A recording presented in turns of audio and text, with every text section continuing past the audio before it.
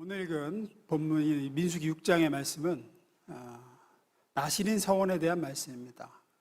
이 나실인 서원의 내용하고 또 우리 신약 백성들, 우리 성도들에게 어떻게 적용되는지 그 의미를 좀 성경적으로 좀 살펴보면서 은혜를 좀 나눠보려고 합니다. 우리 하나씩 보겠습니다. 읽어봅니다. 시작.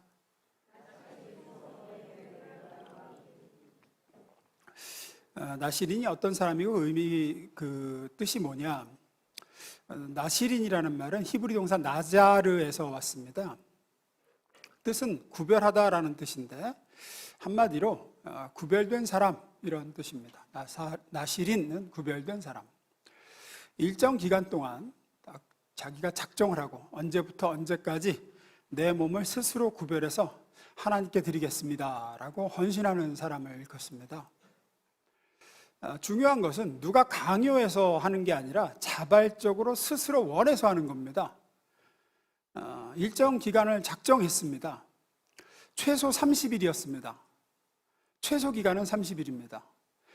길게는 7년까지도 나실인으로 작정했다고 합니다. 예외적인 경우가 있었습니다.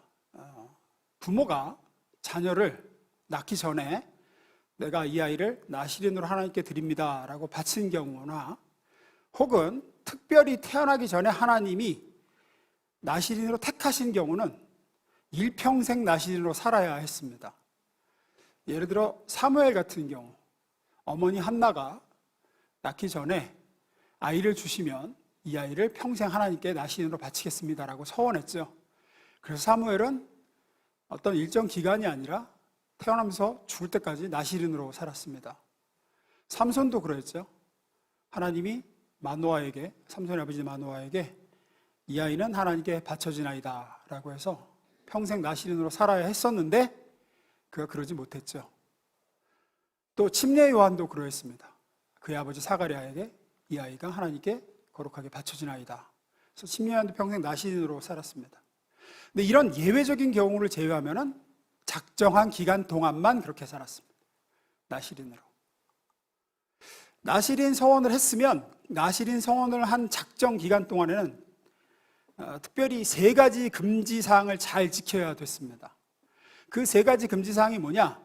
첫 번째는 포도로 만든 그 어떤 것도 포도나무에서 난 소산물로 만든 것은 어떤 것도 먹거나 마셔서는 안 됐습니다. 생포도는 당연하고 건포도, 포도로 만든 술, 포도즙, 포도로 만든 식초, 포도가 들어간 떡, 음식 그 어떤 것도 입에 대해서는 안 됐습니다. 6장 3절 4절 우리 현대인 성경으로 좀 읽어봅니다. 읽습니다. 시작.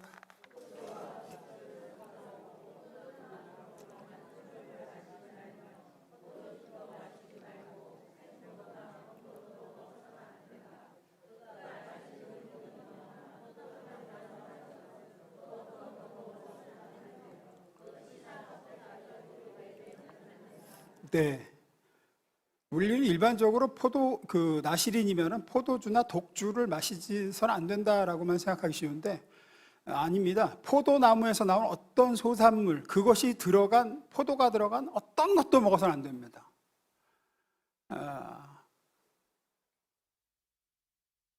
그 이스라엘 사람들은 포도가 주식입니다. 주식. 그쪽 이스라엘이 있는 위치한 그 위치가 그 지중해성 기후라 포도가 굉장히 잘 자라는 것입니다. 그래서 무화과와 포도나무가 이스라엘의 상징이 된 이유가 그래서 그렇거든요. 거기가 포도가 주 생산지고,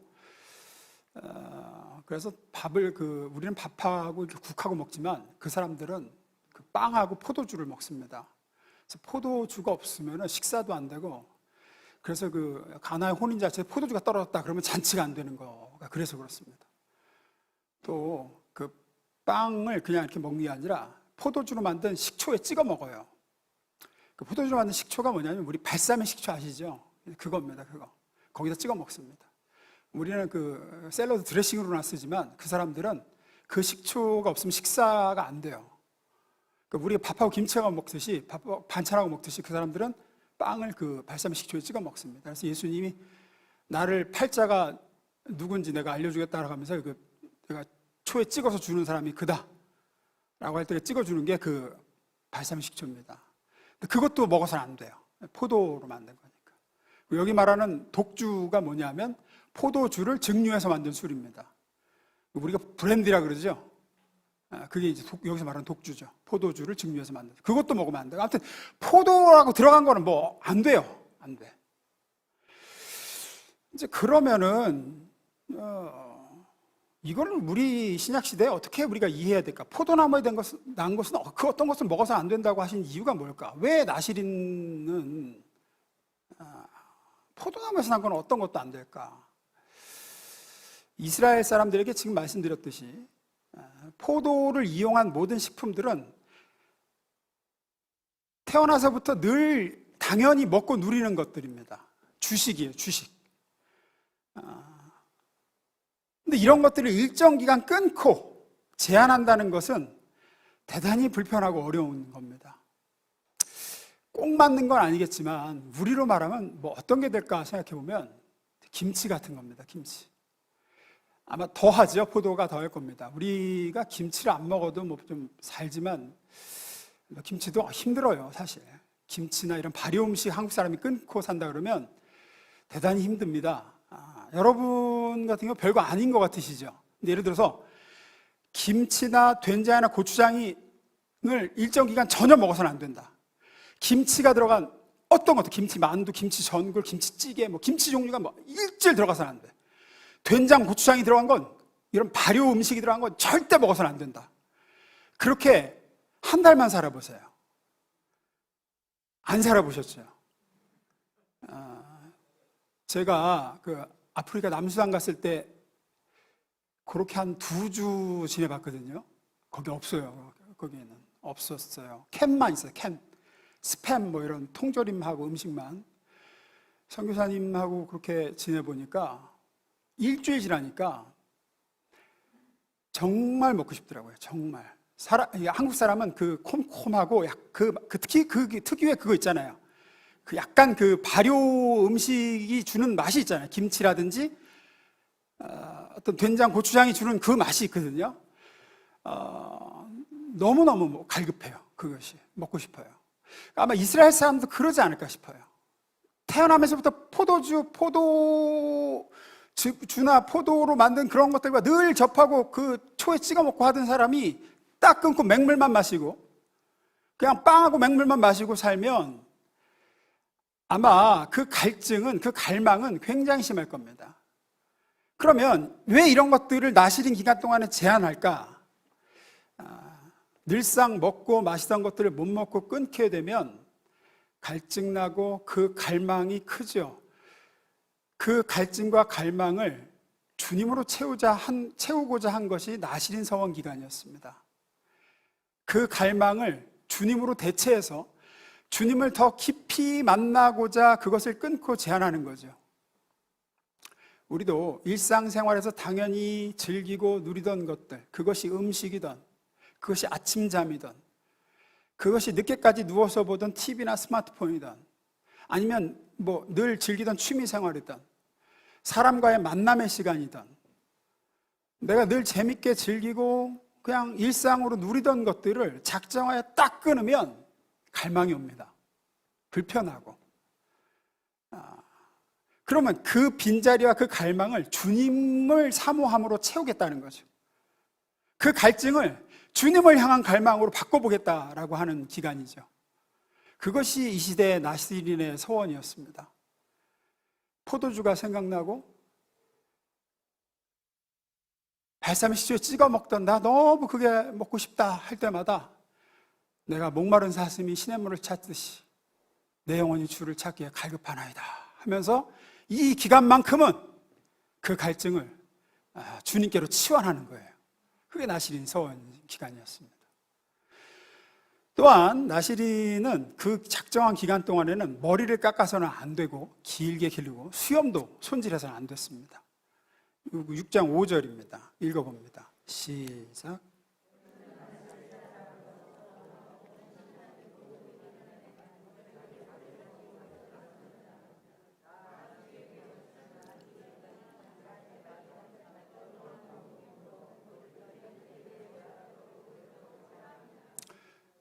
좀 맞춰서 같이 좀 읽어주세요. 맞춰서.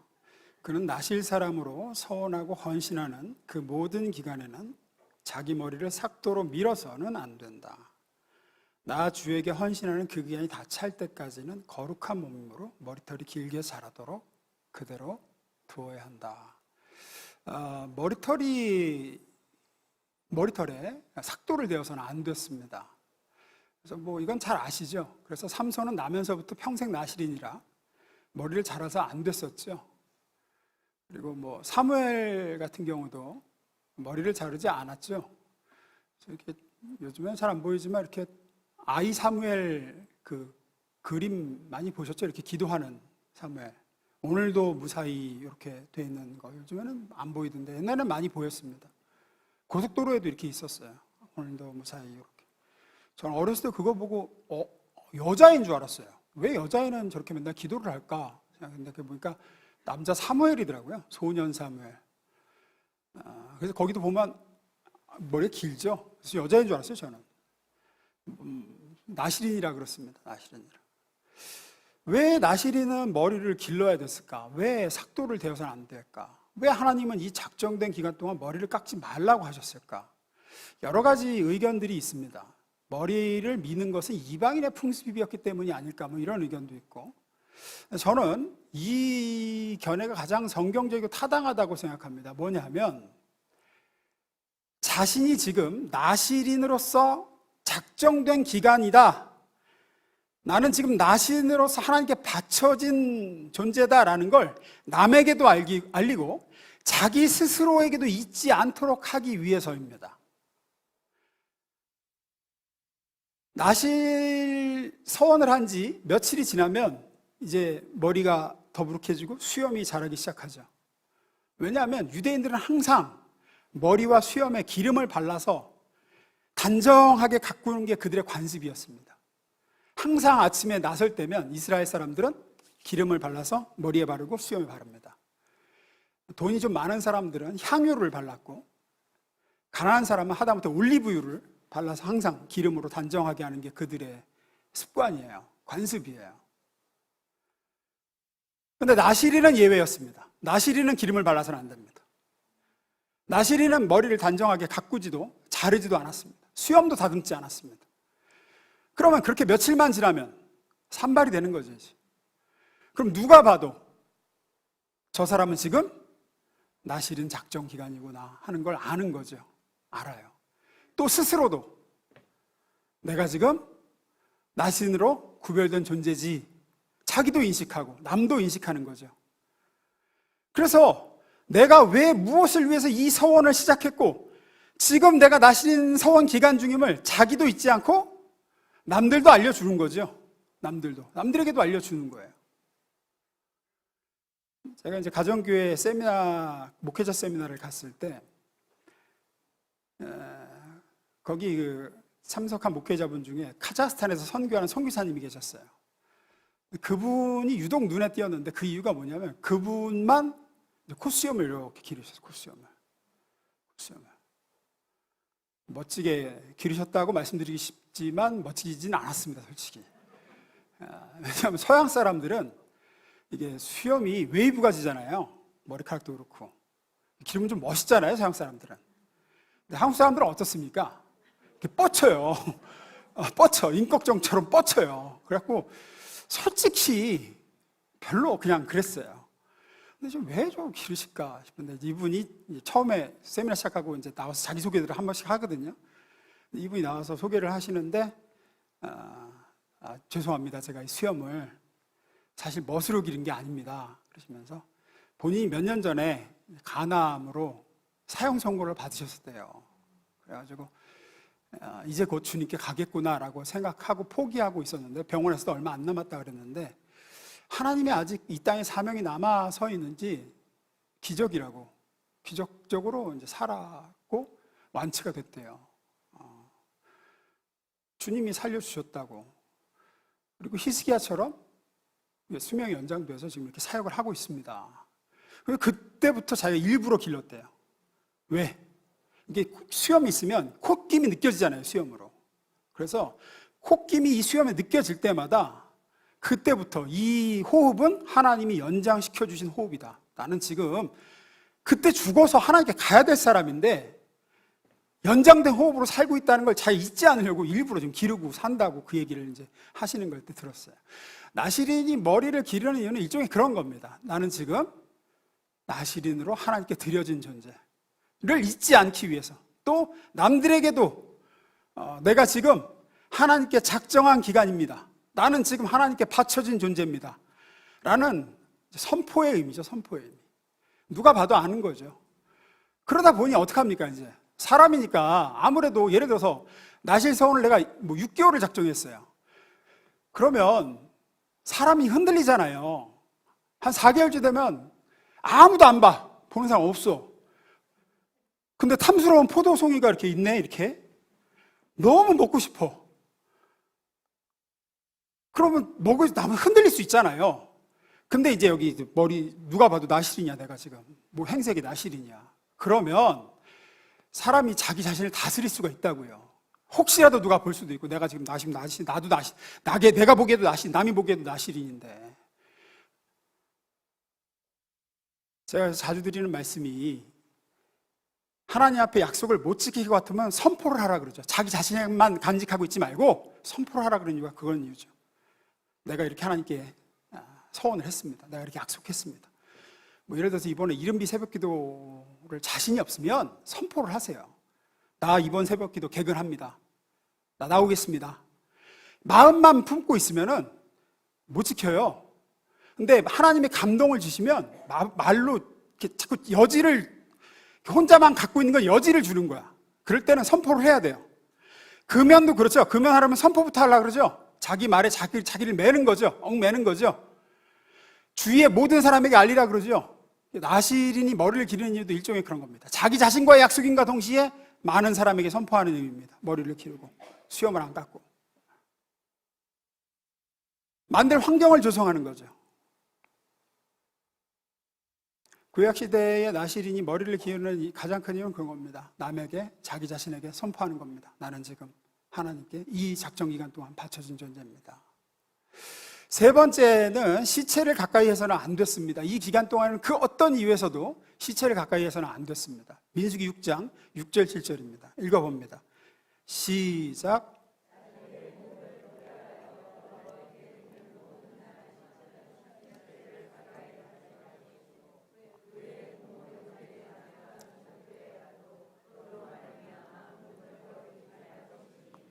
이는 자기의 몸을 구별하여 하나님께 드리는 표가 그의 머리에 있음이라. 부모님이, 형제 자매가 죽고 부모님이 돌아가셔서 나실인 서원 기간에는 장례식에 참여해서는 안 됐었습니다. 그래서 어떤 이유에서도 사람의 시체, 주검을 가까이 해서는 안 되기 때문입니다. 만약에 60일을 나실인으로 서원 기간으로 정하고 작정한 사람이 59일째 되던 날 의도치 않게 옆에서 사람이 죽었어요. 그래서 시체를 가까이 하게 되었어요. 그럼 어떻게 돼야 될까요? 내가 의도지 않았어요. 근데 옆에서 사람이 죽었네. 버스를 타고 가다가 교통사고 나서 사람이 죽었어요. 나실인 서원 기간 중에. 그래서 죽은 사람을 가까이 하게 됐어요. 고의가 아니잖아요. 그럼 어떻게 될 것 같으세요? 무효입니다. 무효입니다. 59일째고 내일이면 나실인 서원이니까 끝나지만 자기가 원하지 않았어도 시체를 가까이 하면 그때까지의 모든 나실인 서원 기간은 무효고 7일간의 정결 기간을 갖고 1일부터 다시 시작해야 됩니다. 다시 그때부터 60일을 채워야 됩니다. 시체와 접촉하게 된 순간 그 이전에 지킨 모든 나실 서원 기간은 무효가 됩니다. 그래서 철저히 이거는 안 되게 돼 있어요. 구약시대의 시체는 부정한 것으로 여겨졌습니다. 그래서 닿기만 하면 아무리 거룩하고 정결한 것이라도 단숨에 부정하게 만들어버리는 게 구약시대의 죽은 사람이었습니다. 제사장도 죽은 사람을 가까이 하면 제사에 참여할 수가 없었어요. 제사를 집리할 수가 없었습니다. 부정에 옮겨 붙어서 7일 동안 정결하게 자기를 다시 격리시킨 다음에야 정하게 돼서 다시 제사를 집리할 수 있게 됐습니다. 정결한 물건이라 할지라도 죽은 사람 시체에 가까이 그 정결한 물건이 가까이 하면 그 정결한 물건은 부정하게 돼버렸습니다. 그래서 나시린은 서원 기간 동안에 절대로 시체에 가까이 해서는 안 됐어요. 그래서 이거를 신약 시대에 우리에게 어떻게 이해하고 적용할 수 있을까? 이렇게 이해하시면 될 것 같습니다. 은혜 빼앗아가는 거, 주님과 나를 멀어지게 만드는 거, 성령의 감동을 내게서부터 싹 빼앗는 것, 그게 사람이든 장소든 어떤 행동이든 그것만 하고 나면, 거기만 다녀오면, 그 사람만 만나고 나면 감사가 충만했다가도 갑자기 불평이 나와. 불평이 옮겨붙어. 말 몇 마디 하고 나면 갑자기 나도 마음에 불평이 생겨. 투덜이가 돼. 어떤 감동, 성령이 주시는 뜨거움이 있다가 냉랭해져. 냉랭해져요. 주님이 하실 거야 라는 어떤 담대함이 있다가도 갑자기 한숨이 나와. 갑자기 염려가 몰려와. 자족하고 주님이 내 미래를 붙들고 계심을 믿다가도 갑자기 안 될 것 같아. 갑자기 내가 바보스럽게 느껴지고 세상적인 생각으로 가득하게 돼요. 그게 무엇든, 사람이든 뭐든 장소든 무엇든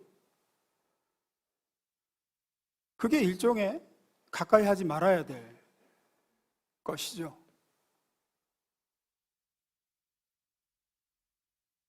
여러분, 우리가 어떤 영적인 주님과의 관계를 쌓아 올리는 데는 오래 걸리고 어려워도 그거 날려먹고 무너지는 데는 쉽습니다.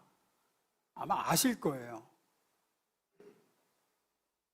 신앙생활하면서 크리스찬 베이직하고 생명의 삶하고 이렇게 새벽기도 하고 은혜 받고 이렇게 해서 쌓아 올리는 거는 오래 걸리고, 그래도 누구 말 한마디 듣고 누구 때문에 상처받고 그래갖고 교회 떠나는 거는요, 하루면 돼요. 그냥 하루면 돼요.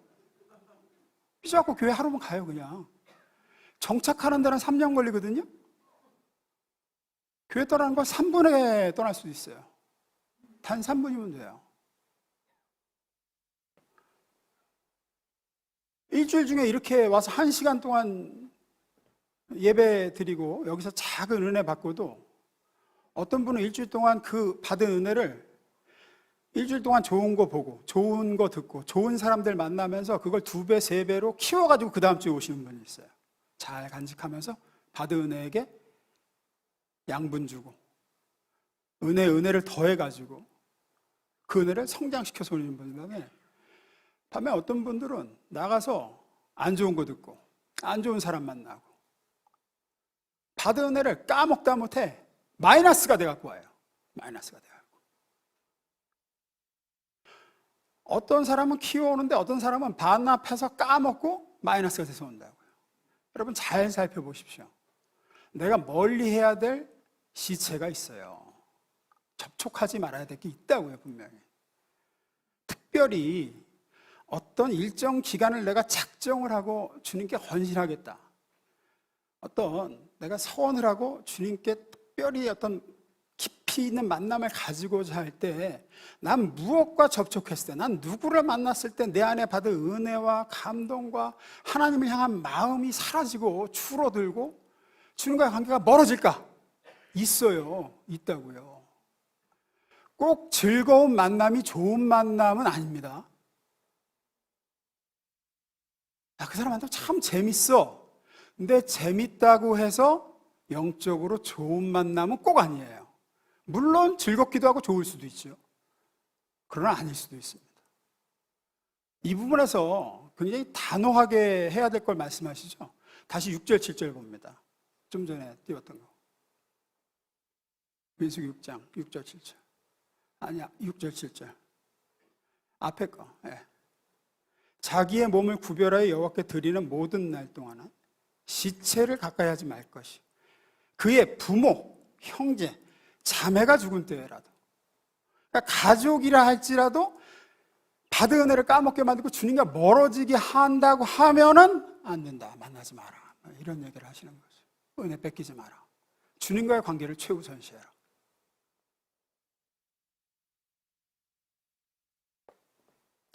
그러면 이제 이런 나실인의 규정을, 이런 구약에 나오는 이 나실인의 이런 제도를 신약 시대를 살아가는 우리들은 어떻게 이제 실천할 수 있을까? 우리들도 신약 시대에 살아가는 신자들도 일정 기간을 작정해서 하나님께 이런 특별한 헌신을 할 수 있다는 겁니다. 물론 우리의 헌신과 예배와 영성은 생활이 되어야 되고 일상이 되어야 돼요. 삶이 예배가 되는 게 마땅하고 가장 바람직하죠. 그렇게 확대되어 가야 돼요. 하지만 우리가 뒤에서 다루겠지만 내가 요즘 주님과 좀 멀어졌어요. 영적으로 많이 나태해졌고 뭔가 이걸 깨기 위해선 계기가 필요해요. 지금 제가 늘 말씀드리지만 좀 더러운 비유지만 변기가 막혔어요. 지금 변기가. 그러면 변기 물을 이렇게만 내려봐야 내려갑니까? 넘치죠? 그때는 어떻게 해야 되죠?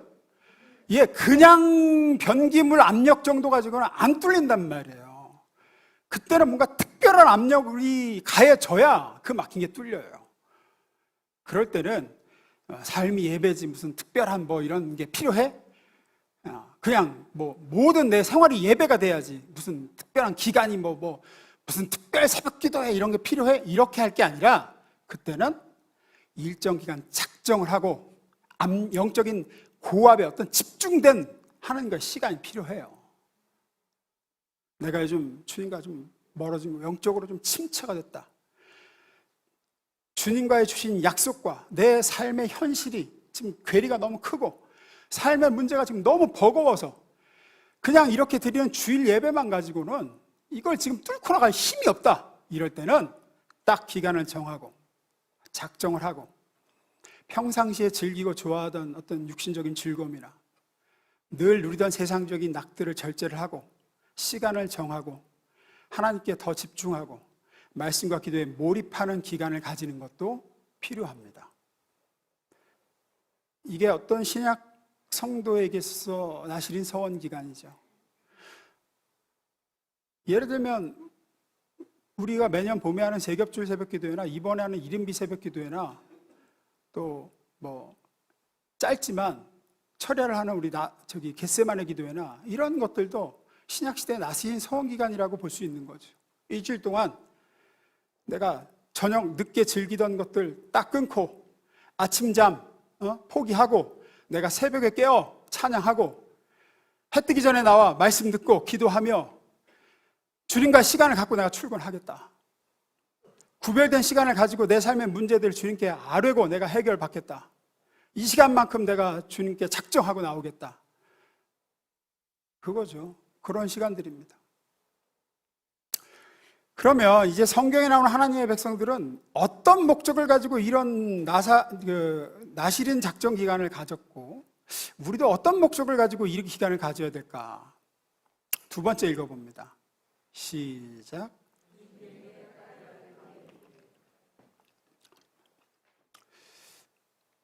앞서 말씀드린 대로 나실인은 히브리어로 구별된 사람이라는 뜻입니다. 그런데 보면 이렇게 작정하여 나실인으로 자신을 하나님께 드리는 이 기간, 이게 쉽지 않잖아요. 포도나무에서 나온 거 입에도 대서는 안 되고 머리에 삭도 대서는 안 되고 시체도 가까이 해서는 안 되고 가까이 했다면 처음부터 다시 무효되고 다시 시작해야 되고 이게 쉬운 기간이 아닌데 이 기간을 잘 마치면 뭔가 큰 축복이 주어진다든지 내가 이거 나실인 서원 기간 잘 끝까지 마치면 내가 너의 소원을 들어주겠다든지 이런 약속이 민수기를 아무리 뒤져봐도 없어요. 나실인 그 얘기를 앞뒤로 아무리 찾아봐도 없어요. 나실인으로 살다가 그 기간 끝나면 그냥 그것으로 그만입니다. 무슨 다른 혜택이 하나님으로부터 주어지는 게 아니에요. 나시린으로 사는 게 결코 수월한 것이 아닌데 고생은 고생대로 하고, 수고했으니까 내가 이런 축복을 너에게 주마. 없어요. 오히려 어떻게 되는지 아세요? 작정하고 끝나잖아요? 나시린 성원 끝나면 하나님이 뭘 주시는 게 아니라 반대로 나시린 성원 끝난 사람이 나시린 성원 잘 끝나게 해주셔서 감사합니다 하고 하나님께 번제, 속죄제, 화목제로 수양 2마리, 암양 1마리, 양 3마리 하나님께 바쳐야 되고, 소제물, 전제물 해서 곡식과 포도주 이것저것 바쳐야 되고, 반대예요. 나시린 서원을 주님께 드릴 수 있어서 감사했습니다 하고, 당시에는 큰 거죠. 양 3마리, 곡식, 포도주 해서 하나님께 바쳐야 돼요. 그것도 동네에서 못 바쳐요. 자기 동네에서 양 3마리하고 곡식 다 끌고 예루살렘까지 와가지고 하나님께 드려야 돼요. 오늘날 교회에서 흔히 강조하는 것들과는 정반대인 것을 여러분 아셔야 됩니다. 우리는 아니죠. 특세 개근하면 소원 성취합니다. 하나님께 큰 축복을 주실 겁니다. 작정기도 해보십시오. 뭔가 대가를 바라고 자기를 구별하여 하나님께 드리면 다 이루어진 거냐? 아니에요. 그런 거 없어요. 아니, 그럼 무엇 때문에 이 구약의 성도들은 이 어려운 나신의 삶을 살겠다고 그렇게 자청해서 나갔었을까요? 뭐 좋다고 말이야. 그 맛있는 거 다 끊고 그 좋은 거 하나도 못하면서 그 긴 고생을 그래 놓고도 그 자기 좋은 재산들 양 3마리 갖다 바치고 그냥 하면서 이 나신 서원을 했을까요? 이유는 딱 하나였습니다. 자기가 사모하는 하나님 더 가까이, 내가 주님과 멀어졌는데 이 작정한 기간을 통해 내가 주님께 더 가까이 가고자, 내가 주님을 더 깊이 느끼고 나의 보배 되신 주님을 더 가까이 모시며 동행하고자, 주님을 이 시대에도 너무나도 사모하는 신자들은 기꺼이 자원하여 자기 몸을 구별하여 이렇게 작정하며 주님께 자신을 드렸습니다. 다른 거 바래서가 아니었습니다. 그들에게 자신의 최고의 보배요 상급이며 축복은 하나님 자신이었어요. 주님이 그들의 가장 큰 기쁨이었습니다. 그래서 자신의 가장 큰 기쁨이요 상급이요 보배인 주님을 사모하고 그 주님을 가까이 하고자 이렇게 기간을 정하여 작정하여 스스로를 절제하고 하나님께 나왔습니다. 다른 게 목적이 아니었어요. 제1목적은 하나님이었습니다. 육신에 갇혀있는 존재인 자신이 육신을 절제하고 영이신 하나님을 뵙고자 스스로를 절제했던 겁니다. 이거 잘해서 내 소원 이뤄보자, 이거 잘해서 뭔가 큰 거 한탕 하나님께 얻어내보자가 아니었던 겁니다. 시편 84편 10절입니다. 메시지 성경입니다. 제가 읽습니다. 주님의 집 이 아름다운 예배 처소에서 보내는 하루가 그리스 해변에서 보내는 첫날보다 낫습니다. 내가 죄의 궁궐에 손님으로 초대받느니 차라리 내 하나님의 집 바닥을 닦겠습니다. 이것이 나시린 서원의 목적이고 동기였습니다. 27편 4절입니다. 주님, 나에게 단 하나의 소원이 있습니다. 나는 오직 그 하나만 구하겠습니다. 그것은 한평생 주님의 집에 살면서 주님의 자비로우신 모습을 보는 것과 성전에서 주님과 의논하며 살아가는 것입니다. 이것이 나시린 서원을 하는 사람들의 동기였습니다. 지난 주일 설교에 빗대어 말씀드리자면 주님과의 의미 있는 시간, 카이로스 시간을 가지기 위해서 늘상 주어지는 나의 일상의 크로노스 시간을 포기하는 게 나시린이었습니다. 다시 오지 않을 주님과의 그 새벽의 만남의 시간을 위해 매일에 늘 잘 수 있는 새벽잠을 포기하는 것, 다시 얻지 못할 주님의 은혜, 주님이 주시는 은혜를 사모해서 다시 듣지 못할 위로 주님의 음성을 듣고자 언제든 누릴 수 있는 저녁 시간, 언제든 볼 수 있는 스마트폰과 TV와 사람들과의 약속 등을 절제하는 기간을 갖는 거죠.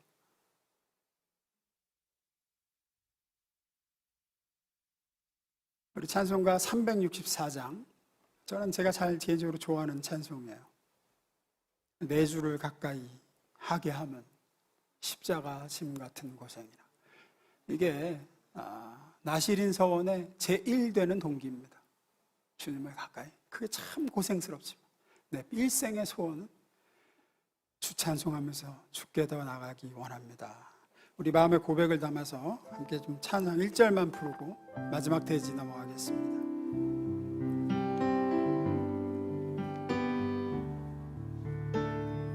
내 주를 가까이, 내 주를 가까이 하게 함은 십자가 짐 고생이나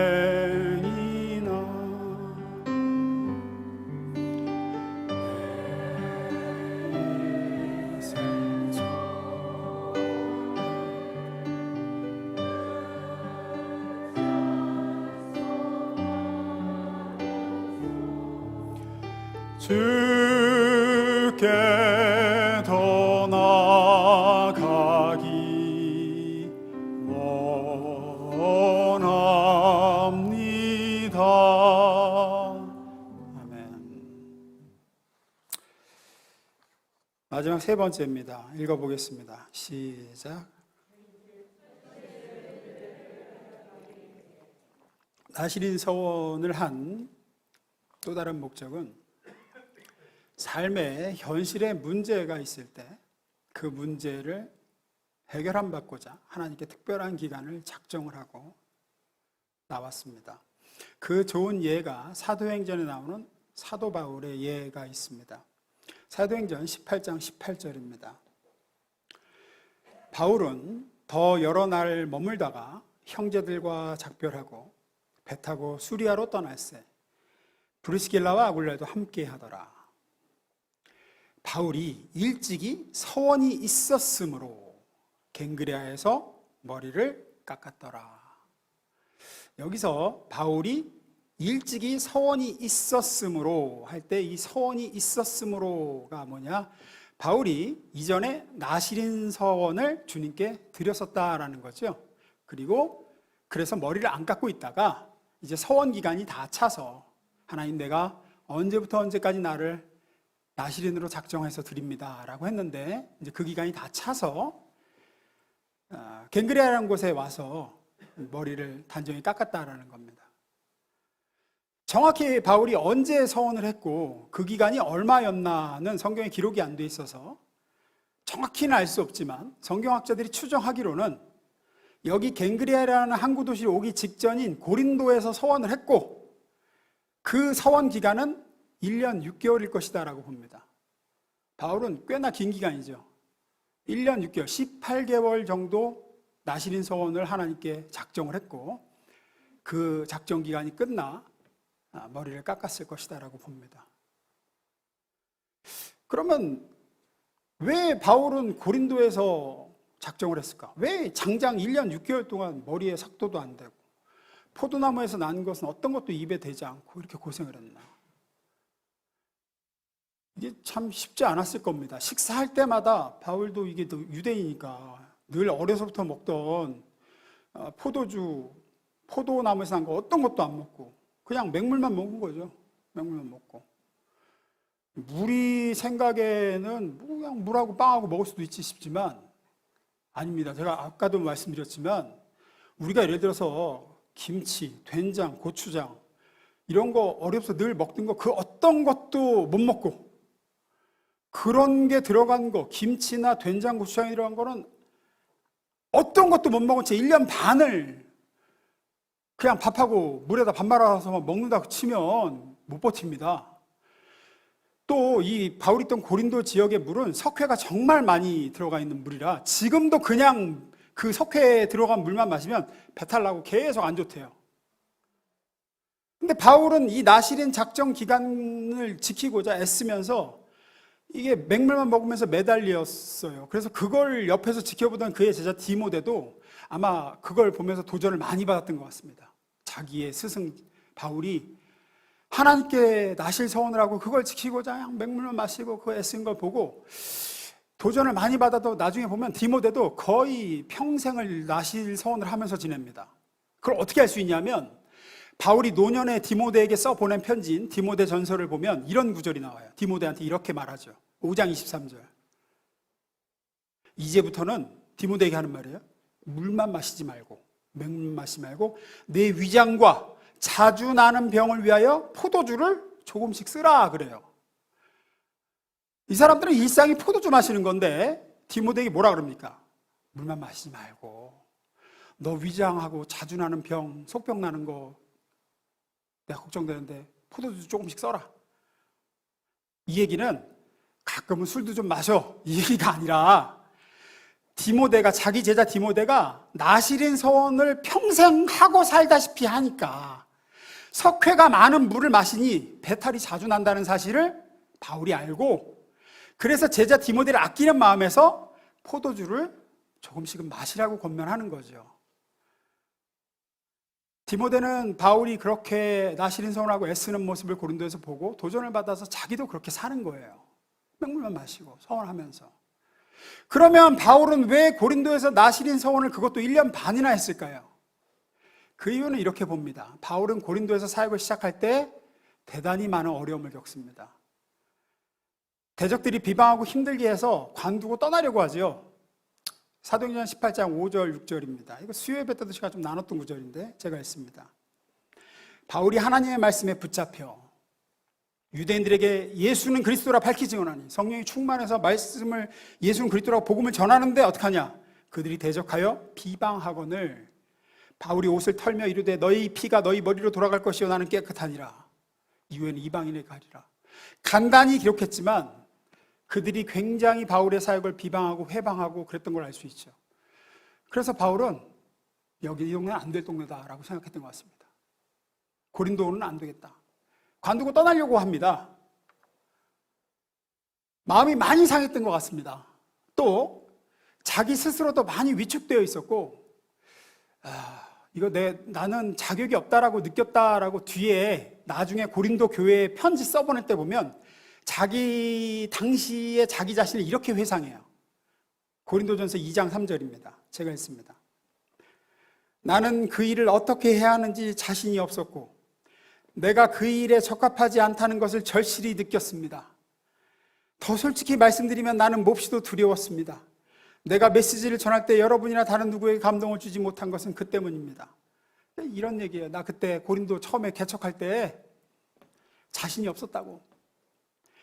내가 이 일에 적합하지 않다는 걸 절실히 느꼈다고. 나는 내가 모자라구나. 나는 여기에 적합하지 않은 사람이구나.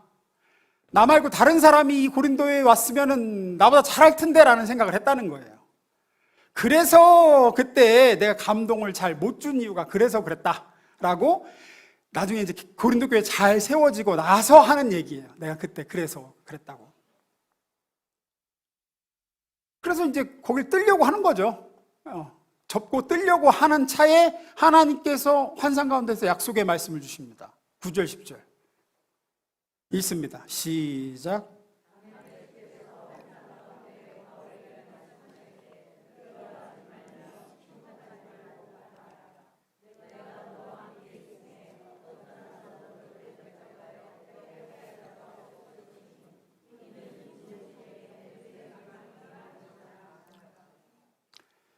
하나님의 약속의 말씀이 임합니다. 바울이 나실인 서원을 한 시점을 이때로 봅니다. 어느 때냐? 현실은 이래요. 사람들은 비방해. 복음을 전하는데 비방해. 비웃고 회방하고 또 자기 자신을 볼 때 모자라. 은사도 없고 능력도 없고. 근데 하나님의 명령과 약속은 반대로 임하는 거예요. 여기엔 내 백성이 많고 너는 나가서 전하고 두려워하지 말고 담대히 말하라고.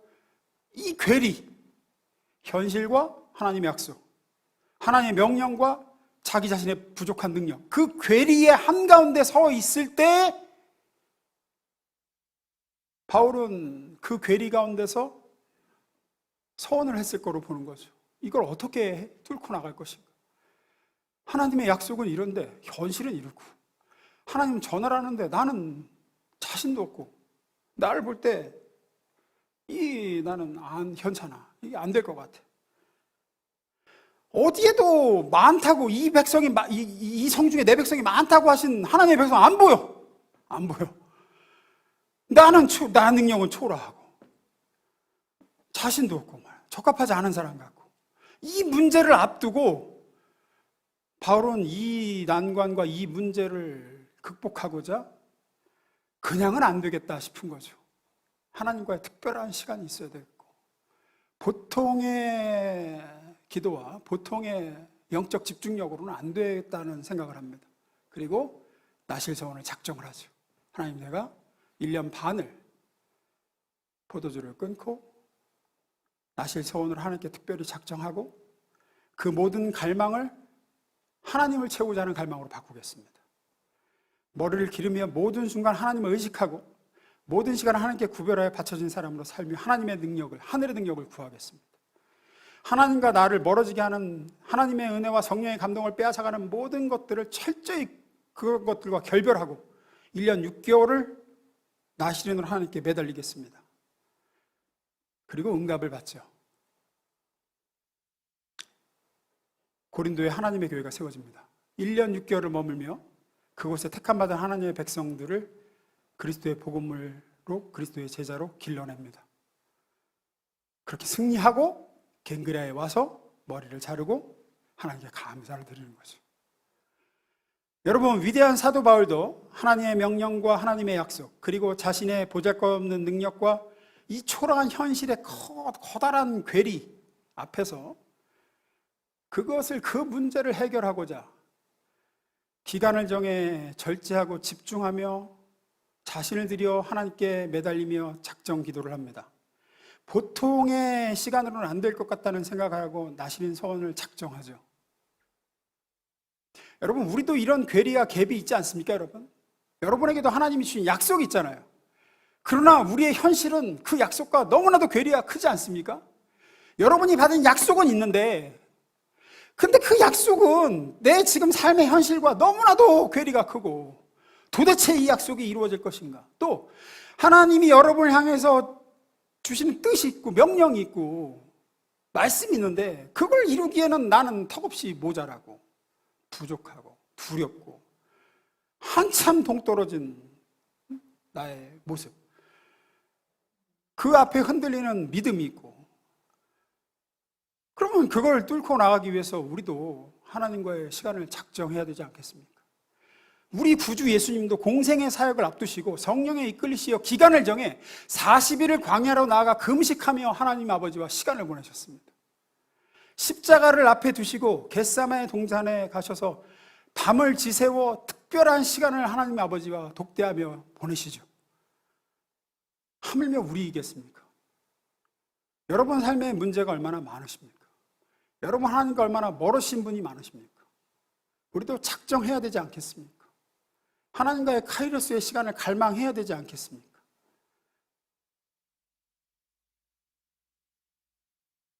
많은 것들을 하나님이 요구하지 않으십니다. 교회에서 다 같이 모여서 길지도 않습니다. 6일. 지난주에도 말씀드렸지만 새벽잠은, 아침잠은 언제든 잘 수 있습니다. 그러나 이렇게 다 같이 모여서 이른비 새벽기도 하자 그러는 건 언제나 오는 시간이 아니잖아요. 우리 이 시간 좀 이번에 스스로를 하나님께 나시린으로 좀 서원하고 바울처럼 예수님처럼 작정하고 주님께 나와서 좀 기도해보는, 그래서 현실의 문제들을 하나님께 좀 아뢰보는, 일주일 잠 못 잔다고 안 죽습니다. 늘 말씀드리지만 그런 시간이 좀 돼보는, 그래서 주님과의 깊은 만남을 체험해보고 하나님이 어떻게 내 문제들을 해결해 주시는지를 좀 경험하는 그런 시간이 될 수 있기를 주의 이름으로 축원합니다. 네, 기도하겠습니다.